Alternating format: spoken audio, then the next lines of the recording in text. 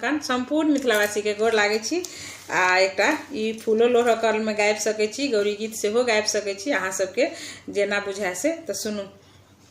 फूल लोढ़ चलली सुंदर बन सजनी गे, फूल लोढ़ चलली सुंदर बन सजनी गे, लोढ़ी लेल फूल बेल पात सजनी गे, लोढ़ी लेल फूल बेल पात सजनी गे, साजी भरी लोढ़ल कुसुम फूल सजनी गे, साजी भरी लोढ़ल कुसुम फूल सजनी गे, चुनी चुनी हार बनल सजनी गे, चुनी चुनी हार बनल सजनी गे, केरा नारियल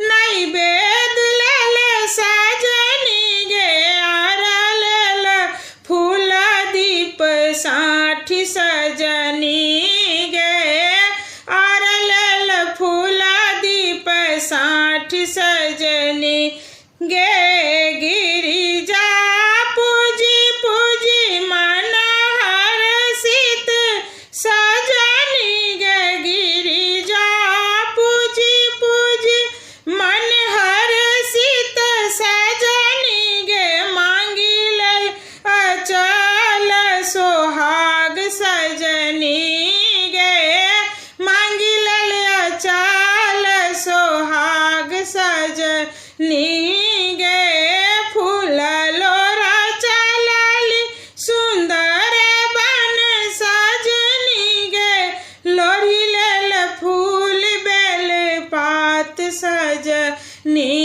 गे, लोढ़ी लेल फूल बेल पात सजनी गे।